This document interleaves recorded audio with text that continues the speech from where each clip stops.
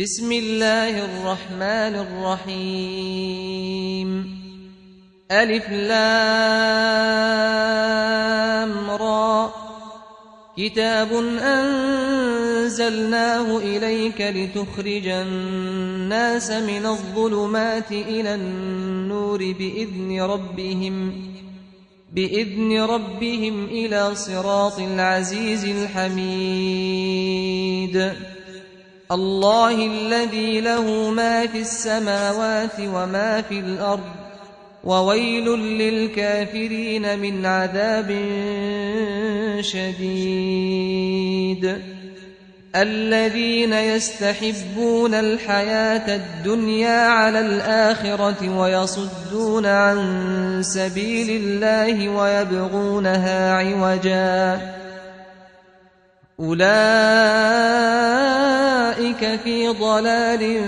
بعيد وما أرسلنا من رسول إلا بلسان قومه ليبين لهم فيضل الله من يشاء ويهدي من يشاء وهو العزيز الحكيم ولقد أرسلنا موسى بآياتنا أن أخرج قومك من الظلمات إلى النور وذكرهم بأيام الله إن في ذلك لآيات لكل صبار شكور وإذ قال موسى لقومه اذكروا نعمة الله عليكم إذ أنجاكم من آل فرعون يسومونكم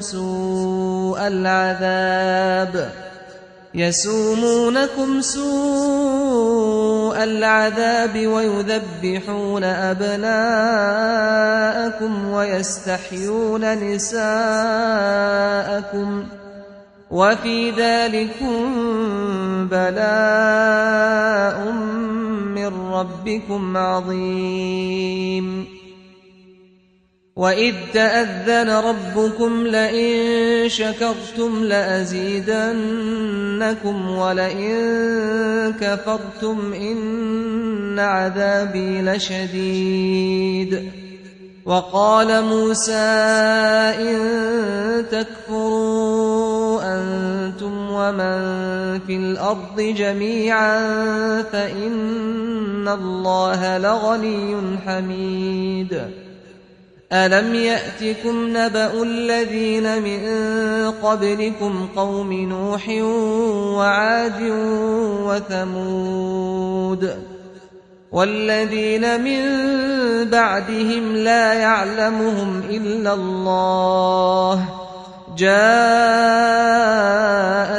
رسلهم بالبينات فردوا أيديهم في أفواههم وقالوا إنا كفرنا بما أرسلتم به وإنا لفي شك مما تدعوننا إليه مريب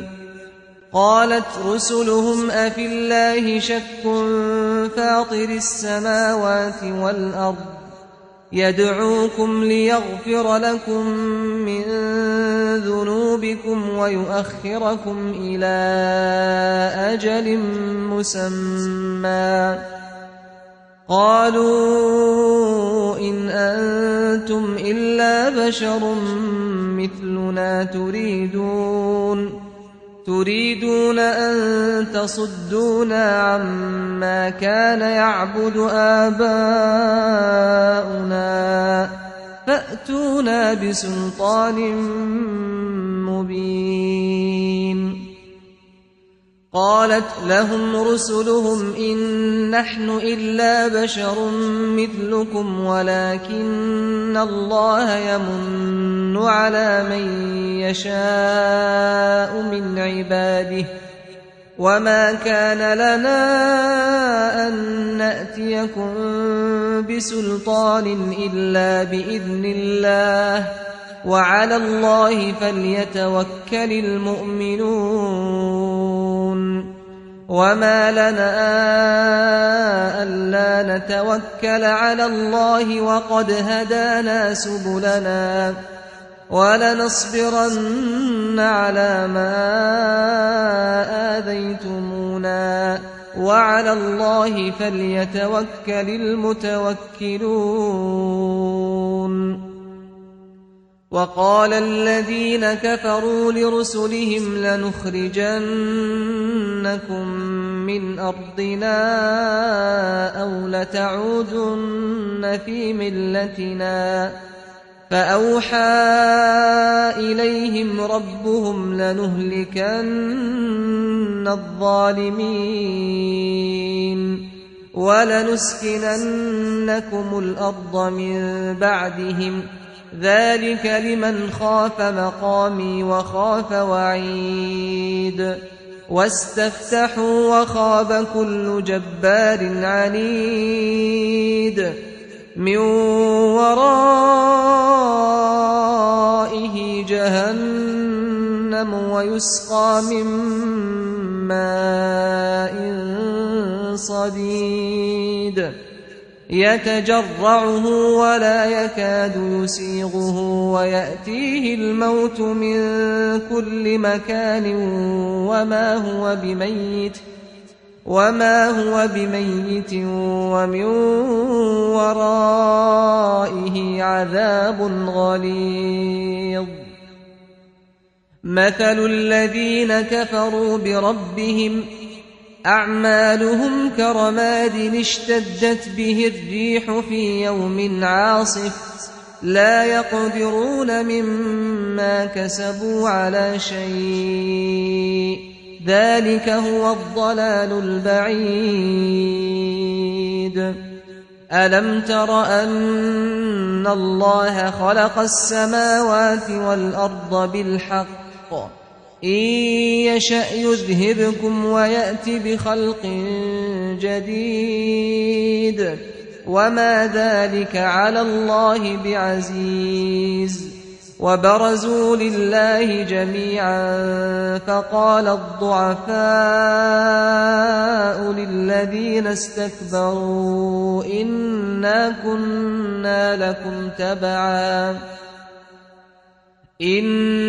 كنا لكم تبعا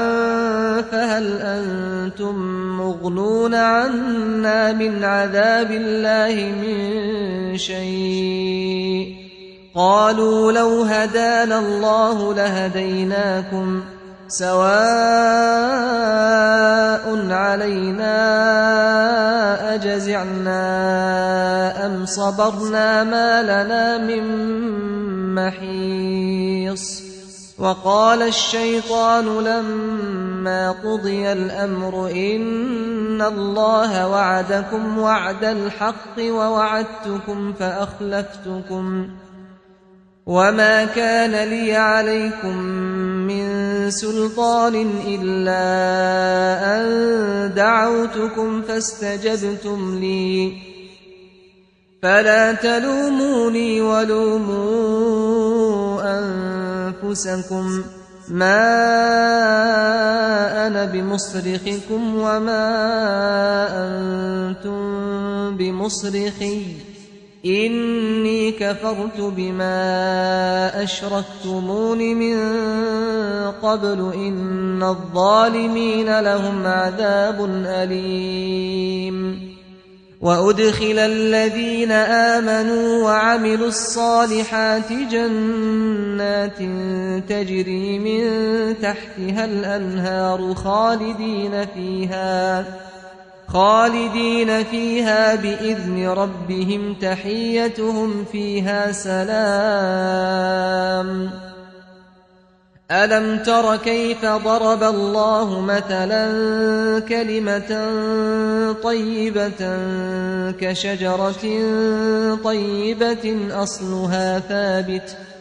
أصلها ثابت وفرعها في السماء تؤتي أكلها كل حين بإذن ربها ويضرب الله الأمثال للناس لعلهم يتذكرون ومثل كلمة خبيثة كشجرة خبيثة اجتثت من فوق الأرض ما لها من قرار يثبت الله الذين آمنوا بالقول الثابت في الحياة الدنيا وفي الآخرة ويضل الله الظالمين ويفعل الله ما يشاء ألم تر إلى الذين بدلوا نعمة الله كفرا وأحلوا قومهم دار البوار جهنم يصلونها وبئس القرار وجعلوا لله أندادا ليضلوا عن سبيله قل تمتعوا فإن مصيركم إلى النار قل لعبادي الذين آمنوا يقيموا الصلاة وينفقوا مما رزقناهم سرا وعلانية من قبل أن يأتي يوم لا بيع فيه ولا خلال الله الذي خلق السماوات والأرض وأنزل من السماء ماء فأخرج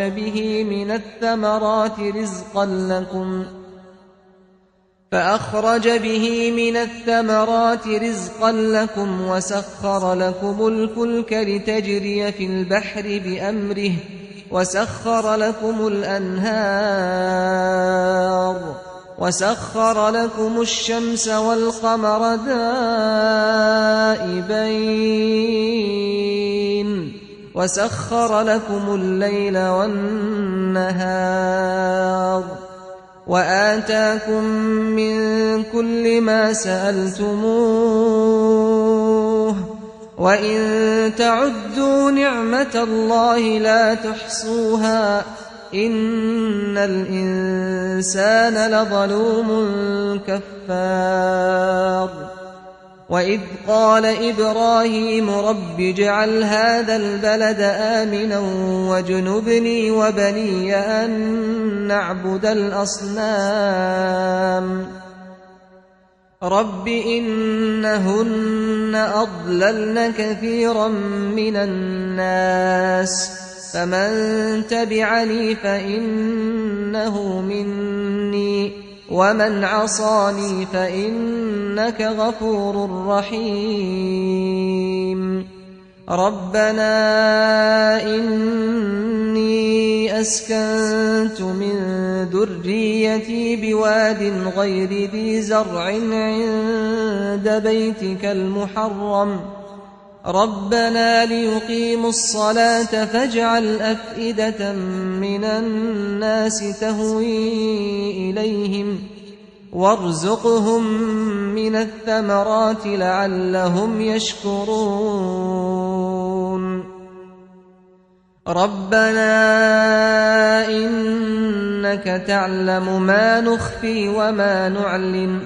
وما يخفى على الله من شيء في الأرض ولا في السماء الحمد لله الذي وهب لي على الكبر إسماعيل وإسحاق إن ربي لسميع الدعاء رب اجعلني مقيم الصلاة ومن ذريتي ربنا وتقبل دعاء ربنا اغفر لي ولوالدي وللمؤمنين يوم يقوم الحساب ولا تحسبن الله غافلا عما يعمل الظالمون إنما يؤخرهم ليوم تشخص فيه الأبصار مهطعين مقنعي رؤوسهم لا يرتد إليهم طرفهم وأفئدتهم هواء وأنذر الناس يوم يأتيهم العذاب فيقول الذين ظلموا ربنا أخرنا إلى أجل قريب نجب دعوتك ونتبع الرسل أولم تكونوا أقسمتم من قبل ما لكم من زوال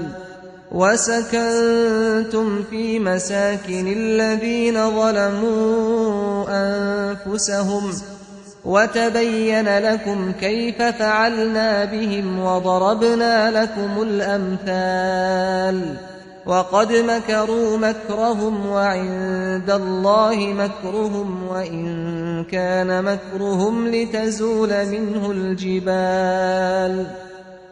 فلا تحسبن الله مخلف وعده رسله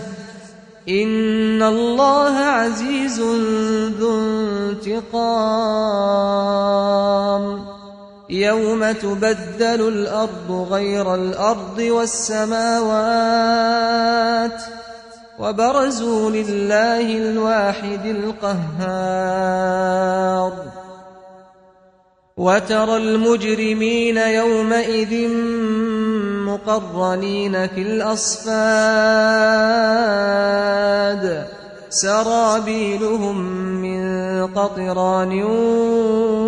وتغشى وجوههم النار ليجزي الله كل نفس ما كسبت إن الله سريع الحساب هذا بلاغ للناس ولينذروا به وليعلموا أنما هو إله واحد وليذكر أولو الألباب.